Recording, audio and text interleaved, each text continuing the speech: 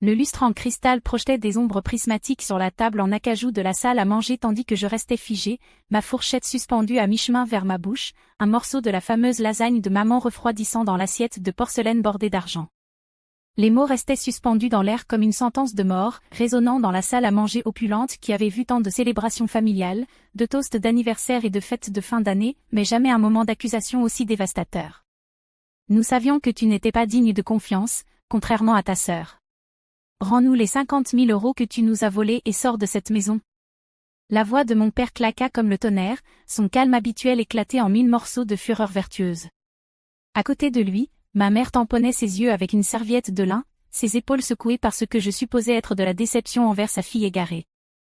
En face de moi, Victoria, ma sœur parfaite, aux cheveux dorés, au teint de porcelaine et aux traits délicats, gardait les yeux baissés, jouant à la perfection le rôle de la sœur éplorée. Ses doigts manucurés tripotaient nerveusement le collier de perles, celui-là même que notre grand-mère lui avait légué en précisant qu'elle était, la responsable, la fille qui n'avait jamais manqué la messe, jamais dépassé le couvre-feu, jamais déçu personne. L'ironie ne m'échappa pas, même dans ce moment de destruction absolue. « Papa, je… » commençai-je, mais il m'interrompit d'un geste violent. « Ne commence pas. Ne commence pas, Elena. Nous avons trouvé les reçus de retrait dans ta chambre. Les bijoux de ta mère ont disparu du coffre. Le code que seul toi et Victoria connaissiez. » Son visage était pourpre de rage, ses tempes gonflées de veine. « Après tout ce que nous avons fait pour toi, après toutes les deuxièmes chances, toutes les fois où nous avons couvert tes erreurs. » Ma gorge était sèche comme du papier de verre sous le poids de leur déception. 28 ans à être la déception de la famille m'avait mené à ce moment-ci, le jugement final, la dernière goutte qui me couperait définitivement de la seule famille que j'avais jamais connue. Je pensais à toutes les fois où j'avais été comparée à Victoria, ses notes parfaites à l'université alors que les miennes étaient seulement bonnes, ses fiançailles avec ce que nous pensions être un avocat prospère alors que je restais obstinément célibataire, son poste prestigieux dans une banque d'investissement alors que je peinais à joindre les deux bouts avec mon petit atelier d'art dans le quartier bohème. Mais voler ? Jamais. Je n'avais jamais pris ne serait-ce qu'un stylo à qui que ce soit. « Où est-il, Elena ?» murmura ma mère, à peine audible. « L'opération de ton père, nous avons besoin de cet argent. » Comment as-tu pu le prendre alors que tu savais combien c'était important ? L'opération. Le problème cardiaque de papa qui nécessitait un spécialiste en Suisse. L'argent qu'ils économisaient depuis des mois, grappillant chaque euro tout en maintenant les apparences dans leur cercle social. L'opération qui pouvait lui sauver la vie. Et il croyait que je l'avais volé.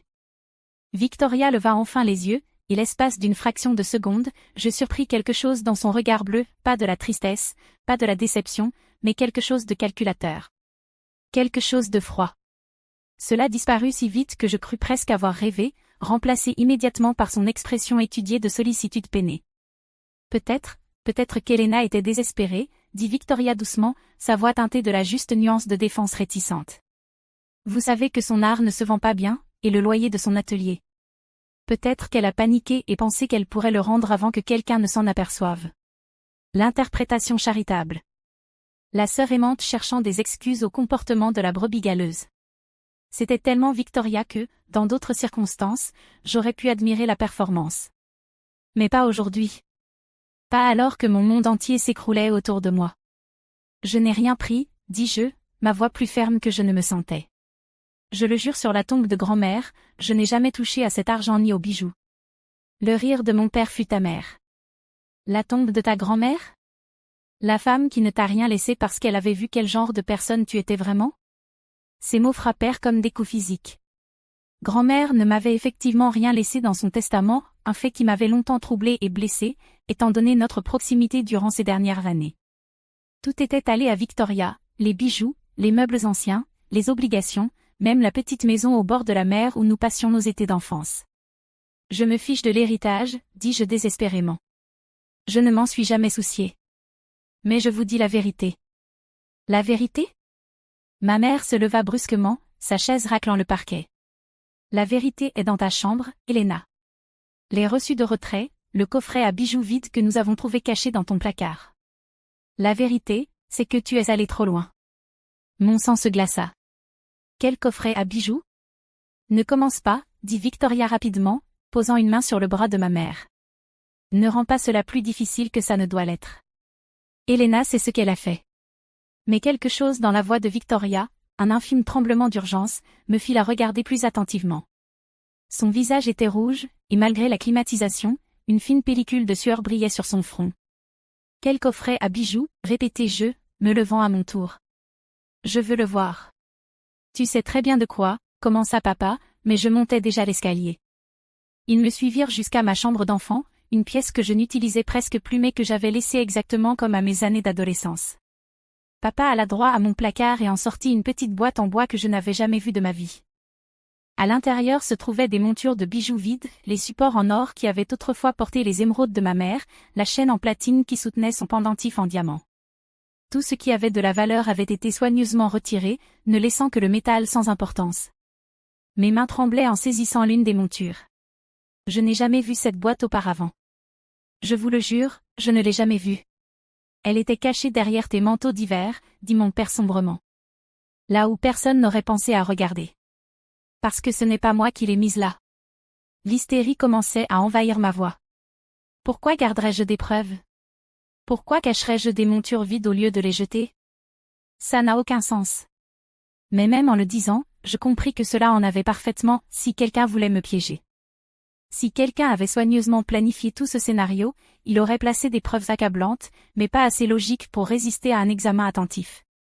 Il aurait compté sur des émotions trop fortes pour que quiconque réfléchisse clairement. Je levai les yeux et vis Victoria qui m'observait depuis l'embrasure de la porte, et cette fois il n'y avait aucun doute possible sur l'expression dans ses yeux. C'était de la satisfaction, pure et simple. Le regard de quelqu'un qui voit son plan se dérouler exactement comme prévu. Et soudain, comme des pièces de puzzle s'emboîtant, je me souvenais de quelque chose. « Je reviens tout de suite », dis-je, les bousculant pour sortir et me diriger vers ma voiture. « Où vas-tu » cria mon père derrière moi. « Nous n'en avons pas fini ici. » Mais je courais déjà, le cœur battant à tout rompre, empruntant la route familière vers mon atelier. Si j'avais raison, si mes soupçons étaient fondés, je n'avais qu'une seule chance de prouver mon innocence. Et tout dépendait d'un dispositif que j'avais installé 6 mois plus tôt et complètement oublié. La caméra de sécurité. Je l'avais mise en place après une série de cambriolages dans le quartier, un petit appareil presque invisible qui enregistrait tout ce qui se passait dans la pièce principale de mon atelier. J'avais prévu d'étendre le système à d'autres zones, mais je ne l'avais jamais fait. Ce que j'avais oublié jusqu'à cet instant, c'est que la caméra avait un objectif grand angle qui capturait non seulement mon atelier, mais aussi une vue claire du bâtiment d'en face. La maison de mes parents. Les doigts tremblants, j'accédai au système de stockage de la caméra et commençai à défiler des semaines d'enregistrement. La plupart étaient banales, moi travaillant sur mes toiles, quelques visiteurs, le rythme habituel de la vie quotidienne. Mais je cherchais quelque chose de précis, quelque chose qui me trottait dans la tête depuis la confrontation à la salle à manger. 3 semaines plus tôt, j'avais travaillé tard à l'atelier sur une commande. Je me souvenais avoir vu de la lumière dans la chambre de mes parents, ce qui m'avait paru étrange puisqu'ils étaient allés rendre visite à Victoria dans son appartement ce soir-là. J'avais même songé à les appeler pour vérifier, mais m'étais laissé distraire et avais oublié. Maintenant, en regardant l'enregistrement de cette nuit-là, je vis quelque chose qui me glaça le sang. Une silhouette se mouvait dans la maison de mes parents. Quelqu'un qui connaissait clairement les lieux, qui se déplaçait avec assurance et détermination dans les pièces sombres. Quelqu'un qui passa près d'1 heure dans ce que je savais être leur chambre, là où se trouvait le coffre. Quelqu'un aux cheveux blonds et à la silhouette familière. Victoria. Je restais hypnotisé en voyant la caméra capturer ma sœur pillant méthodiquement le coffre et la collection de bijoux de nos parents. Elle portait des vêtements sombres, mais la lumière du réverbère révélait son profil distinctif, et lorsqu'elle se tourna un instant vers la fenêtre, son visage était parfaitement visible. L'horodatage affichait 23h47. Je vérifiai l'historique de mon téléphone pour cette nuit-là et trouvai ce que je cherchais, un message de Victoria envoyé à 23h52. Je passe une soirée merveilleuse avec maman et papa. On regarde de vieux films en mangeant du pop-corn. Je t'aime, sœur. Elle avait envoyé ce message alors qu'elle était littéralement en train de voler nos parents, fabriquant un alibi tout en détruisant ma vie. Mes mains tremblaient tellement que je peinais à utiliser les commandes de la caméra, mais je parvins à copier les images pertinentes sur mon téléphone. Le trajet de retour vers la maison de mes parents se déroula dans un brouillard de rage, de soulagement et de chagrin si profond que j'avais du mal à respirer. Ils étaient encore dans ma chambre quand je revins, fouillant maintenant mes affaires avec la minutie d'enquêteur de police scientifique. Victoria s'était placée près de la fenêtre, jouant le rôle de l'observatrice mal à l'aise, incapable de supporter la disgrâce de sa sœur. J'ai quelque chose à vous montrer, dis-je en levant mon téléphone. Elena, s'il te plaît, dit ma mère d'une voix lasse. Ne rends pas ça plus. Regardez simplement, l'interrompis-je en appuyant sur lecture de la vidéo. Au début, il semblait confus devant les images de la rue sombre. Mais lorsque la silhouette apparut à la fenêtre de leur chambre, se mouvant avec assurance dans leur espace le plus intime, la confusion se transforma en choc. « Qu'est-ce que c'est » demanda mon père. « Des images de surveillance de mon atelier » répondis-je, la voix désormais stable malgré la tempête qui faisait rage en moi. « Il y a 3 semaines.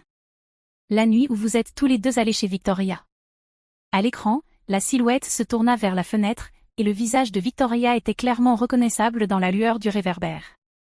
Le silence dans la pièce était assourdissant. Je regardais Victoria, qui était devenue blanche comme un linge, son masque soigneusement construit se fissurant enfin. Pour la première fois de notre vie, elle n'avait pas de mots, pas d'explication, aucun moyen de retourner la situation à son avantage. L'horodatage, continuai-je, ma voix gagnant en force à chaque mot, indique 23h47. Victoria m'a envoyé un message à 23h52 affirmant qu'elle était avec vous deux, à regarder des films. Elle s'est fabriqué un alibi alors qu'elle était en train de vous dépouiller. Le visage de mon père traversa un kaléidoscope d'émotions, confusion, incrédulité, horreur naissante, puis enfin une rage si pure qu'elle sembla remplir toute la pièce. Victoria. Sa voix n'était qu'un murmure. Ma sœur parfaite, l'enfant prodige, la préférée, celle qui ne pouvait rien faire de mal, leva enfin les yeux.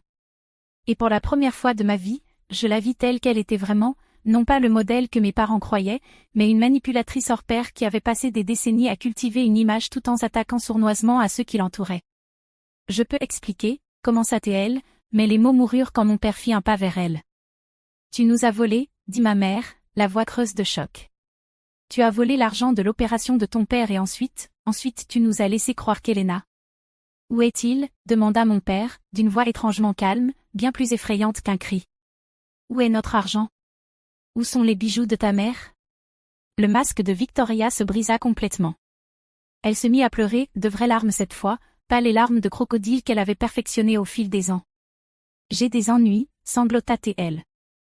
Il y avait des dettes de jeu, et ils ont dit qu'ils feraient du mal à Marcus si je ne payais pas. J'allais les rendre, je vous jure que j'allais tout remplacer. Marcus. Son fiancé parfait, l'avocat brillant. Encore un autre mensonge soigneusement construit. Combien ? Demanda mon père. 70 000, murmura Victoria. J'ai emprunté davantage, et les intérêts. Je pensais pouvoir me refaire, je croyais que si j'avais juste un peu de chance. Le chiffre frappa la pièce comme un coup physique. Non seulement elle avait volé les 50 000 € destinés à l'opération de mon père, mais elle avait réussi à s'endetter encore plus profondément. Je regardais mes parents, les regarder vraiment, et je vis 2 personnes dont toute la compréhension de leurs enfants, de leur famille, de leur réalité venait de s'effondrer. Tout ce qu'ils croyaient savoir sur Victoria, sur moi, sur la dynamique qui avait façonné notre famille pendant des décennies, se révélait n'être qu'une fiction élaborée. Elena, dit finalement mon père, en se tournant vers moi avec des yeux pleins d'une douleur si profonde que j'avais du mal à la supporter. Je sais, répondis-je doucement. Parce que dire d'autre ? Désolée, paraissait dérisoire face à une vie entière où j'avais été traitée comme la déception familiale tandis que la véritable coupable était glorifiée. Les bijoux sont dans mon appartement, dit Victoria d'une voix faible. La plupart. J'ai dû vendre certaines pièces, mais la plupart y sont encore. Va les chercher, dit ma mère, la voix dure comme l'acier. Ramène tout. Maintenant. Et ensuite je pense que tu devrais partir. Victoria balaya la pièce du regard comme si elle la voyait, comme si elle nous voyait, pour la première fois. Le royaume de l'enfant doré s'effondrait autour d'elle, et il n'y avait plus de manipulation, plus de charme, plus de mise en scène qui pouvait la sauver. Elle partit sans un mot de plus. Après son départ, nous restâmes dans ma chambre d'enfance, entourés des débris de sa trahison, les preuves fabriquées, la boîte à bijoux vide, les accusations qui avaient failli nous déchirer à jamais. Elena, dit encore mon père, et cette fois sa voix se brisa. Comment allons-nous réparer cela ? Je regardais ces 2 personnes qui m'avaient élevée, qui m'avaient aimée à leur manière imparfaite, qui avaient été tellement trompées par une fille qu'elles étaient prêtes à renier l'autre. La douleur était toujours là, brute, accablante. Le fait qu'ils aient si vite cru au pire de moi me brûlerait sans doute toujours. Mais ils restaient mes parents. Et contrairement à Victoria, confrontés à la vérité, ils étaient capables de la reconnaître. On recommence, dis-je enfin. On apprend à redevenir une famille. La vraie cette fois, pas celle que Victoria avait inventée pour nous. L'opération de mon père eut lieu comme prévu, nous trouvâmes un moyen de couvrir les frais, en mettant nos ressources en commun et en acceptant l'aide d'amis auxquels nous avions été trop fiers de demander. Victoria disparut, ne laissant derrière elle que des dettes et une confiance brisée. Nous apprîmes par des connaissances communes qu'elle avait déménagé à l'autre bout du pays, probablement pour recommencer là où sa réputation ne la précédait pas. Les dîners de famille reprirent finalement, mais ils étaient différents désormais. Plus petits, plus calmes, plus honnêtes. Nous parlions de choses réelles au lieu de maintenir les apparences. Mes parents vinrent à mon atelier et commencèrent à vraiment voir mon art, au lieu de simplement le tolérer comme un hobby coûteux. Ils rencontrèrent mes amis, découvrirent ma vie, apprirent qui j'étais vraiment au lieu de qui ils pensaient que j'étais. Ce n'était pas une réconciliation de contes de fées. Il y eut des conversations difficiles, des moments de tension, des choses à dire et à pardonner des deux côtés. Mais c'était réel, d'une manière que notre famille ne l'avait jamais été avant que la supercherie de Victoria ne soit révélée. Parfois, je repense à ce moment dans la salle à manger, quand les mots de mon père m'avaient frappé comme des coups, quand j'avais cru que mon monde s'effondrait. Je pense à quel point nous avons failli nous perdre à jamais, et comment une simple caméra de sécurité oubliée nous a tous sauvés. Mais surtout, je pense à l'étrange cadeau que Victoria nous a laissé dans sa trahison, la chance de reconstruire notre famille sur des bases de vérité plutôt que d'illusions. Elle croyait me détruire, mais au final, elle nous a libérés. L'ombre de l'enfant doré s'était enfin dissipée, et pour la première fois de ma vie, je pouvais voir clairement, dans la lumière.